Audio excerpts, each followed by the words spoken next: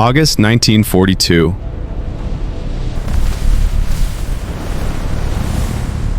The sky above the gently flowing Volga River was suddenly torn apart by a shrill, terror-laden wail. Thousands of Junkers Ju-87 Stuka dive bombers of the Luftwaffe screamed down through the air. Within moments, the sky over Stalingrad darkened, obscured by squadrons bearing the Iron Cross that filled the heavens. Tons of bombs fell like a rain of death, turning the vast, bustling industrial center into a blazing sea of fire. Solid high-rise buildings collapsed, shattering into dust amid explosions that shook the earth. The air thickened with the acrid stench of gunpowder, burning flesh, and oil spreading across the river's surface. Through the surging black smoke,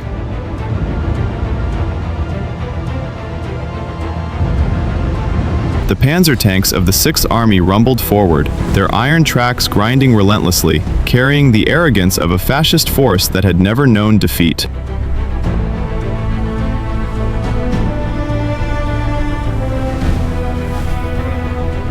But that massive army soon realized it had stepped into a bloody trap. From the Kremlin, Joseph Stalin issued Order Number 227 with iron resolve. Not one step back. Every pile of rubble, every charred tank wreck, every sewer system was transformed by the Red Army into a fortress of last stand. The battlefield shrank into the suffocating darkness of basements flooded with water and corpses. Here, grand maneuvers and elegant strategies no longer existed.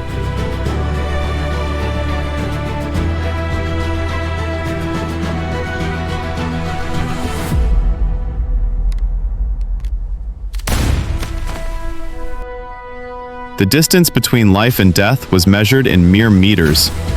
The German soldiers called it Rattenkrieg, the War of Rats. Soviet and German troops roared as they hurled themselves at each other, their eyes bloodshot with the madness of survival instinct. When ammunition ran out, mud and blood-covered figures fought savagely with bayonets, entrenching shovels, bricks, and even bare hands, strangling one another in brutal desperation. Above ground, amid the charred ruins, Soviet snipers moved like phantoms. The dry crack of a rifle would suddenly tear through the air, turning every street corner and water station into a deadly boundary, instilling such terror that even the most battle-hardened German soldiers would tremble and press their faces into the mud whenever they dared to raise their heads.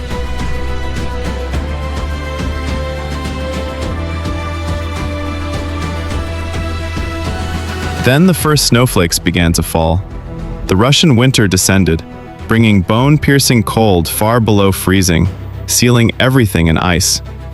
The city's vast landscape shifted from the blazing Ad-Ahmar of fire to the ghostly white of morning snow.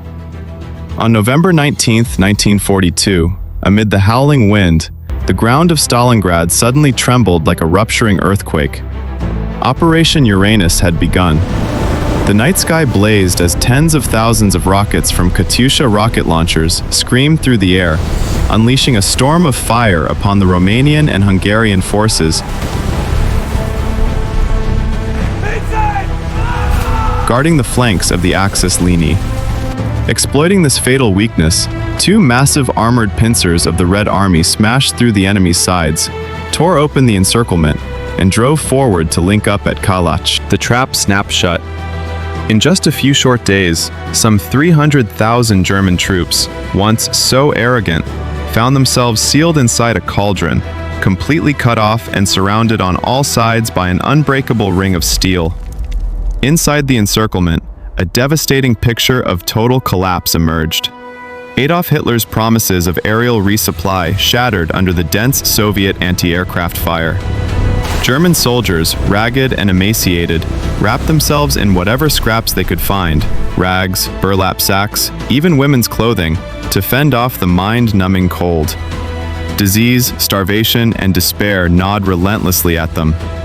Corpses, frozen stiff like stone, lay scattered across the snow, with no one left to bury them. At last, on February 2, 1943, amid the desolate ruins of Stalingrad, the gunfire suddenly ceased.